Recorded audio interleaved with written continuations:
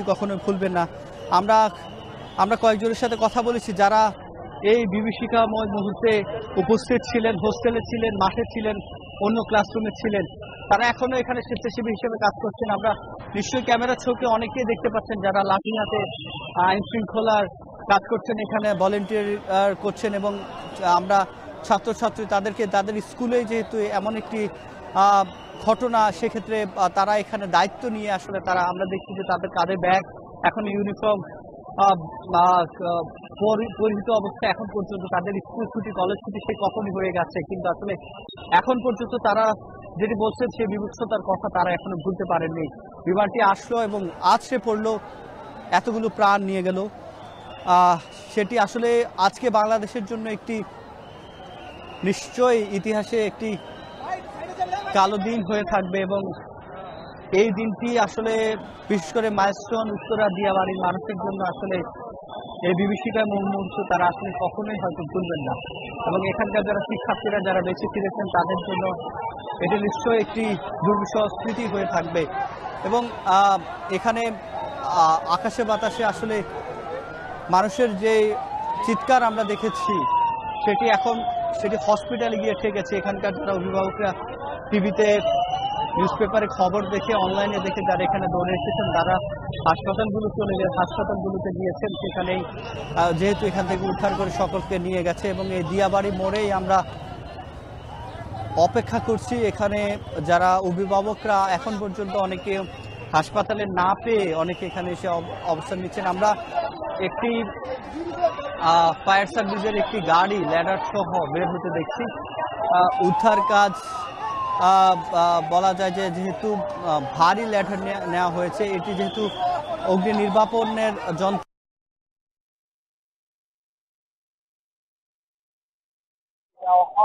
হাসপাতাল বিশেষ করে বাড়ি যখন এখানে আশপাশে যে রক্তের তৈরি তারা বুঝছেন, তারা জানাচ্ছেন যে আসলে অনেক রক্তের দরকার। এবং নিশ্চয়ই আমাদের যারা লাইভ দিচ্ছেন এবং টিভি পর্দায় দিচ্ছেন সমর্থন যাদের আসলে রক্ত দিতে পারবেন তাদেরকে এগিয়ে আসার এখান থেকে আহ্বান জানানো হচ্ছে। আমরা দেখছি মাইকিং করে জানানো হচ্ছে। আমরা সেনাবাহিনীর একটি বড় দলকে দেখে দেখছি, এর সাথে কয়েকটা দল আমরা দেখতে পাচ্ছি।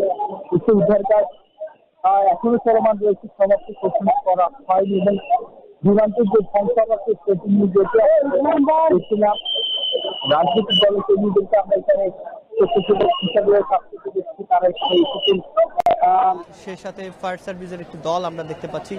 নিশ্চয় উদ্ধার কাজ এখনো চলমান রয়েছে, সমাপ্তি ঘোষণা করা হয়নি। এবং বিমানটির যে ধ্বংসাবশেষ সেটি নিয়ে যেতেও আমরা দেখছি না। রাজনৈতিক দলের কর্মীদেরকে আমরা এখানে স্বেচ্ছাসেবক হিসাবেও কাজ করতে দেখেছি, তারা এখানে এসেছেন। এবং এই যে আজকের যে ঘটনা, সেই ঘটনায় যে আহত নিহত সেটির সংখ্যা বাড়ছে। হাসপাতালগুলো থেকে সেই তথ্যগুলোই আসছে, আমাদের সহকর্মীরাও সেই তথ্যগুলোই দিচ্ছেন। এবং আগামীকাল মঙ্গলবার সকাল 10:30টায় যে প্রোগ্রাম ছিল যে প্রধান উপদেষ্টার, সেটি আসলে স্থগিত করা হয়েছে। কালকের অনেকগুলো অনুষ্ঠান স্থগিত করা হয়েছে। এবং এই যে এখন পর্যন্ত 51 জনের বেশি শিশু জাতীয় বার্ন ইনস্টিটিউটে ভর্তি করানো হয়েছে। এবং সব মিলিয়ে সে সংখ্যাটি আরও অনেক বেশি। এবং এই যে দুর্ঘটনা, সেক্ষেত্রে বেসামরিক বিমান কর্তৃপক্ষ যারা রয়েছে সেখানে চেয়ারম্যান তিনি গভীর শোক জানিয়েছেন। রাজনৈতিক দলগুলো গভীর শোক জানিয়েছেন। হাসপাতালগুলোতে রাজনৈতিক দলের নেতারা গিয়েছেন এবং সেই সাথে তারা আহ্বান জানিয়েছেন যাতে নেতাকর্মীরা যেখানে আছে, আজকের যে ঘটনায় কোমলমতি শিক্ষার্থী যে আহত নিহত হয়েছেন সেখানে সর্বোচ্চ সহযোগিতার জন্য আহ্বান জানিয়েছেন। অন্তর্বর্তী সরকারের উপদেষ্টারা গিয়েছেন হাসপাতালগুলোতে, তারা আহ্বান জানিয়েছেন। এবং আজকের এই যে ঘটনাটি, সেটি নিশ্চয়ই বাংলাদেশের ইতিহাসে একটি স্মরণীয় হয়ে থাকবে। সেটি ইতিবাচক নয়, নেতিবাচকভাবে নিশ্চয়ই স্মরণ হয়ে থাকবে। এই যে আজকে যে ঘটনা, সেটি 1টা 18 মিনিটের দিকে ফায়ার সার্ভিসের যে তথ্য বলছে, 1টা 18 মিনিটের দিকে এখানে এই দুর্ঘটনাটি ঘটে, যেখানে স্কোয়াড্রন লিডার তৌকির ইসলাম পাইলট হিসাবে দায়িত্বরত ছিলেন এবং পরবর্তীতে ফায়ার সার্ভিসের 9টি ইউনিট এখানে এসে উদ্ধার কাজ শুরু করে, অগ্নি নির্বাপনের কাজ শুরু করে এবং অগ্নি নির্বাপন শেষ করেই তারা এখন যে উদ্ধার কাজ, আমরা সেনাবাহিনীর একটি বড় টিমকে আমরা দেখছি সদস্যদেরকে এখানে ভেতর থেকে বের হচ্ছেন, সেনাবাহিনীর সদস্যদেরকে ভিতরে আমরা যে তদন্ত সংস্থাগুলো রয়েছে সেই সংস্থাগুলো এই মুহূর্তে ভেতরে অবস্থান নিয়েছেন। এবং যেহেতু এটি বিস্ফোরণ হয়েছে, আগুন ধরে গেছে এবং এই যে শিক্ষার্থীরা তারা জলসে গেছেন একেবারে, এই কোমলমতি শিক্ষার্থীরা মায়াবী যে মুখগুলো আসলে আমরাও দেখছিলাম, সেই আসলে ভিডিওগুলো আমরা অনেকগুলো দেখেছি। এই যে সেনাবাহিনী এসে সামনের যে উৎসুক জনতা এবং যারা অভিভাবক রয়েছেন তাদের একেবারে 300 গজের ভেতরে এতক্ষণ যারা ছিল তাদেরকেও সরিয়ে দিচ্ছে এবং তাদেরকে এখানে আর থাকতে দেওয়া হচ্ছে না। এবং এই রাস্তা জুড়েই মাইলস্টোনের শিক্ষার্থী যারা রয়েছে সেই শিক্ষার্থীরা তো রয়েছেনই, আশপাশে যারা স্কুল কলেজ শিক্ষার্থীরা রয়েছে তারা স্বেচ্ছাসেবক হিসাবে যেহেতু একটি একমুখী লেন করে দেওয়া হয়েছে যাতে এখান থেকে ভেতর থেকে যাতে যে যানগুলো ভেতরে প্রবেশ করতে বের হচ্ছে এবং বিশেষ করে অ্যাম্বুলেন্স যাতে দ্রুত গতিতে হাসপাতাল পৌঁছাতে পারে সেটি। তবে এখন পর্যন্ত যেহেতু যে মৃত্যুর সংখ্যা, সেই মৃত্যুর সংখ্যা আমাদের সহকর্মীরা হাসপাতালে রয়েছেন, নিশ্চয়ই হাসপাতালগুলো থেকে মৃত্যুর সংখ্যাগুলো জানা যাচ্ছে। আমাদের সহকর্মী গালিব ইবনে রিয়াজ রয়েছেন উত্তরার একটি হাসপাতালে, সেখানে একটু যেতে চাই। গালিব, জানাবেন আপনি যেখানে রয়েছেন হাসপাতাল, কয়েকটি হাসপাতালে আপনি গিয়েছেন, কি অবস্থা দেখছেন, সবশেষ আহত নিহতের অবস্থা কেমন সেটি জানাবেন। আধুনিক মেডিকেল কলেজ হাসপাতালে এখনো আছি, বিকেল গড়িয়ে সন্ধ্যা নামতে যাচ্ছে। এখানকার পরিস্থিতিটা একটু ভিন্ন ধরনের পরিস্থিতি তৈরি হয়েছে। এখানে যে মানুষের জন্য সেই মানবিকতার খাতিরে এখানে অনেক ছাত্রছাত্রী, সাধারণ মানুষ এখানে উপস্থিত হয়েছেন, যারা শুধুমাত্র এখানে যদি কারো রক্তের প্রয়োজন হয় তাহলে তারা প্লেকার্ডে বিভিন্ন রক্তের গ্রুপের নাম উল্লেখ করে তাদের ফোন নাম্বার সেখানে দিয়ে দিয়েছেন। তারা কারণ যদি যেই গ্রুপের রক্তেরই প্রয়োজন হোক না কেন তারা যেন সেই নাম্বারে যোগাযোগ করে। এছাড়াও আমরা এখানে দেখতে পেয়েছি যে যারা এখান থেকে গাড়ির সার্ভিস, যাদের প্রয়োজন আছে, গাড়ির সেবা, কোথাও যেতে চাচ্ছেন স্বজনরা কিংবা আহতরা, তাদেরকেও তারা সেই ধরনের সহায়তা করার জন্য এখানে প্রস্তুত হয়েছেন এবং ব্যক্তি উদ্যোগে আমরা দেখতে পাচ্ছি কাগজে লিখে তারা সেটি প্রদর্শন করছেন। তবে একটি বিষয় এখানে পরিষ্কার করে রাখা ভালো যে এই যে আধুনিক মেডিকেল কলেজ হাসপাতালে এখন আর কোনো গুরুতর আহত কোনো শিক্ষার্থী এখানে নেই, এটি নিশ্চিত করেছেন এখানকার হাসপাতাল কর্তৃপক্ষ। তারা বলছেন যে যারাই গুরুতর অবস্থায় ছিলেন তাদেরকে বার্ন ইউনিট কিংবা ঢাকা মেডিকেলে এখান থেকে রেফার করা হয়েছে। তাই যদি কারোর এই ধরনের সেবা দিতে, যেহেতু এটা মানবিক একটি বিষয় এবং সবাই স্ব-উদ্যোগে এই মানুষের পাশে দাঁড়াতে এসেছেন, তাই সেটি কি যেন যাদের প্রয়োজন তাদের প্রয়োজনে যেন লাগে সেই ব্যাপারে তারা বলছেন যে তারা যেন ঢাকা মেডিকেল কিংবা বার্ন ইউনিটে তারা যান এবং সেখানে গিয়ে, কারণ ওখানে এখনও পর্যন্ত যেহেতু সব গুরুতর আহত শিক্ষার্থীরা সেখানে তাদেরকে ভর্তি করা হয়েছে, তাই সেখানে গিয়ে যেন তারা তাদের এই সেবাটি নিশ্চিত করতে পারে সেই ব্যাপারটা এখানকার হাসপাতাল কর্তৃপক্ষ তারা হ্যান্ড মাইকের মাধ্যমে তারা বলার চেষ্টা করছেন। অনেকেই এখান থেকে এই যে আমরা বিভিন্ন সময় বাংলাদেশে এই ধরনের যত প্রকারের দুর্যোগ নেমে এসেছিল এর আগেও, দর্শক আপনারা জানেন যে এর আগে সবথেকে বড় একটি ট্র্যাজেডি বাংলাদেশের ইতিহাসে সেটি হচ্ছে রানা প্লাজা। সেই রানা প্লাজার দুর্যোগেও কিন্তু আমরা ঠিক একই রকমভাবে দেখতে পেয়েছিলাম যে সাধারণ মানুষ কিভাবে ব্যক্তি উদ্যোগে, নিজ উদ্যোগে তারা নেমে এসেছিল মানুষকে সাহায্যের জন্য। শুধু তাই নয়, আমরা সর্বশেষ যে জুলাই আগস্টের যে গণহত্যা, ওইখানেও আমরা দেখেছি যে সাধারণ মানুষ প্রত্যেকের সহযোগিতা করার জন্য তারা এগিয়ে এসেছিল, হাসপাতালে রক্তের প্রয়োজন কিংবা যে কোনো সময়।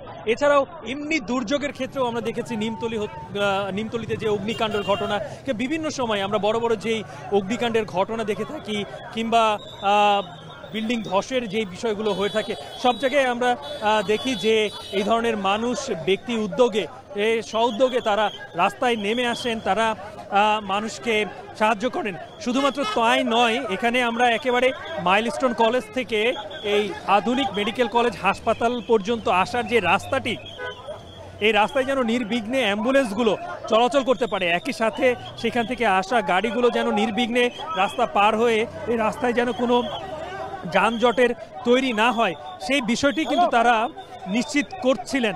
এবং পুরো রাস্তা জুড়ে আমি দেখতে পেয়েছি অসংখ্য স্বেচ্ছাসেবক, তারা লাইন ধরে রাস্তার লেনকে তারা ডিভাইডেড করে দিয়েছিল, একটি লেনকে তারা শুধুমাত্র অ্যাম্বুলেন্সের জন্য তারা প্রস্তুত করেছিল, যে কারণে ওই ঘটনাস্থল থেকে হাসপাতালে আসার জন্য যে অ্যাম্বুলেন্সরা যেগুলো আসছিল সেগুলোকে খুব একটা বেগ পেতে হয়নি।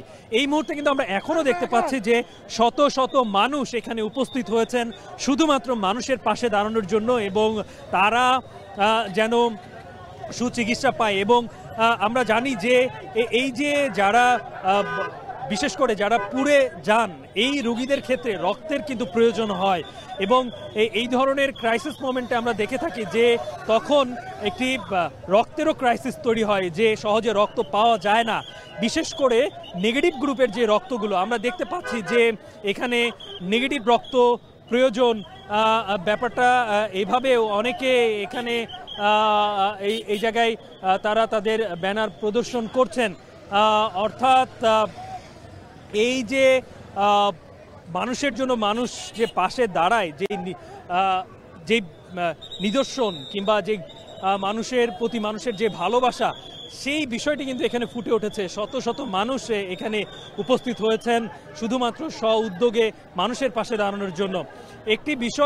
আরো একটি বিষয় পরিষ্কার করি, যেটা ইতিমধ্যে আমি পরিষ্কার করেছি, যে এই হাসপাতাল কর্তৃপক্ষ ইতিমধ্যে কিন্তু তারা বলেছে যে এইখানে এখন যারা গুরুতর যারা আহত রোগী যারা এসেছিলেন তাদেরকে অধিকাংশকে এখান থেকে রেফার করা হয়েছে ঢাকা মেডিকেল কিংবা বার্ন ইউনিটে কিংবা সিএমএইচে। তাই এই ধরনের রক্তের প্রয়োজন কিংবা কোনো কিছু এখন আপাতত এখানে দরকার নেই। তারা এই সেবাটি যেহেতু স্ব-উদ্যোগে দিতে চাচ্ছেন এবং দিচ্ছেন, তাই তাদেরকে ঢাকা মেডিকেল অথবা বার্ন ইউনিটে তাদেরকে যাওয়ার তারা একটি ঘোষণা তারা দিচ্ছেন।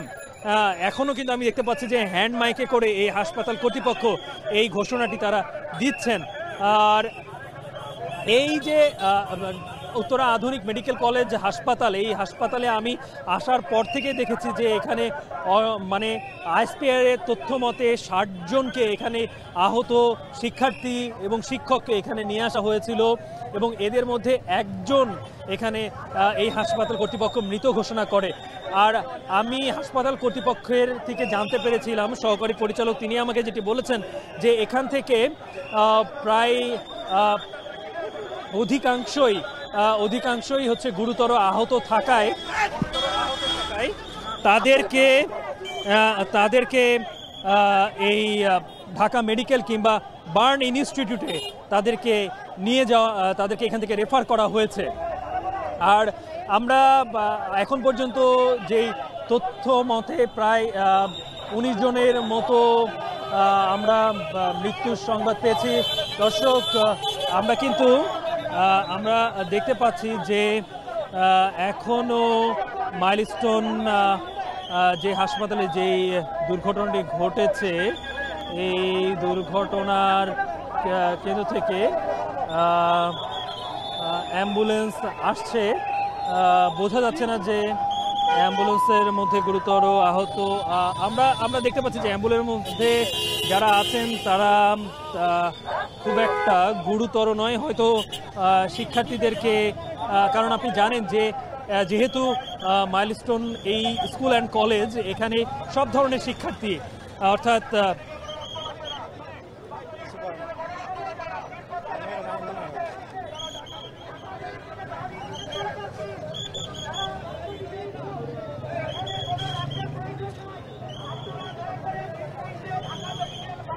অর্থাৎ বয়স্ক থেকে শুরু করে সবাই যেহেতু এখানে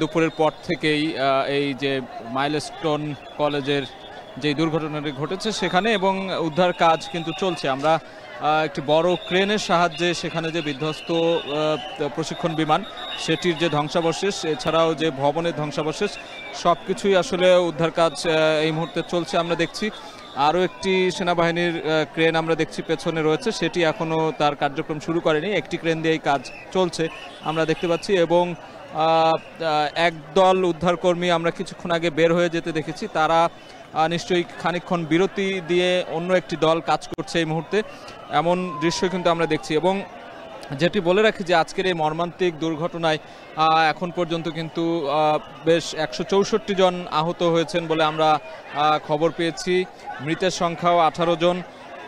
এছাড়া যেই ফ্লাইটটি যেই পাইলট চালাচ্ছিলেন তিনিও মৃত্যুবরণ করেছেন। আইস্পেয়ারের তথ্য থেকে কিন্তু আমরা এই সব জানতে পেরেছি। এবং একটি বিষয় আক্ষেপ করার মতোই যে এই স্কুল ছুটির ঠিক 10 মিনিট আগেই এই মর্মান্তিক দুর্ঘটনাটি ঘটে, অর্থাৎ আর 10টা মিনিট পরেই হয়তোবা ছুটি হতো, সেখান থেকেই কিন্তু এই শিক্ষার্থীদের, কোমলমতি শিক্ষার্থীরা রয়েছে, তাদের জীবন কিন্তু বেঁচে যেতে পারত। কিন্তু ভাগ্যের নির্মম পরিহাস বলা চলে যে এমন একটি মর্মান্তিক দুর্ঘটনায় ঘটলো এবং সেখানে অগ্নিদগ্ধ হয়ে আমরা দেখলাম যে মারা গেলেন 18 জন শিশু শিক্ষার্থী এবং যে ফ্লাইট লেফটেন্যান্ট তিনিও আজকে নিহত হয়েছেন এই ঘটনায়। এরপর থেকে আমরা দেখছি যে শোকের বার্তা একের পর এক আসতে শুরু করেছে বিভিন্ন রাজনৈতিক দলের পক্ষ থেকে, বিভিন্ন সামাজিক সাংস্কৃতিক সংগঠনগুলোর পক্ষ থেকে। আমরা দেখছি যে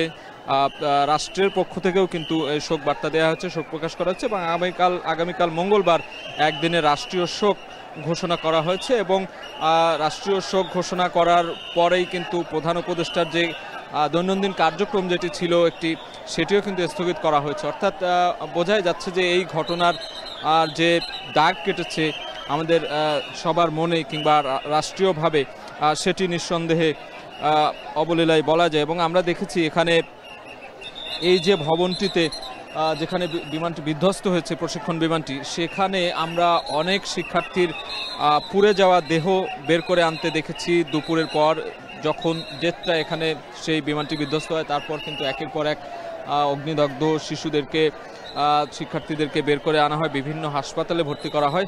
ঠিক সেই সময় আমরা দেখেছি যে পুড়ে যাওয়া দেহ, পুড়ে যাওয়া ড্রেস, আইডি কার্ড, বই, ব্যাগ, এগুলো দগ্ধ হয়েছে আমরা দেখেছি। এবং অনেক আইডি কার্ড এই মুহূর্তে আমরা এই ঘটনার পরপরই বইয়ে আগুন, ব্যাগে আগুন সহ পুড়ে যাওয়া অনেক কিছু আমরা দেখেছি, সামাজিক যোগাযোগ মাধ্যমে দেখেছি, গণমাধ্যমগুলোতে ফুটেজ দেখেছি।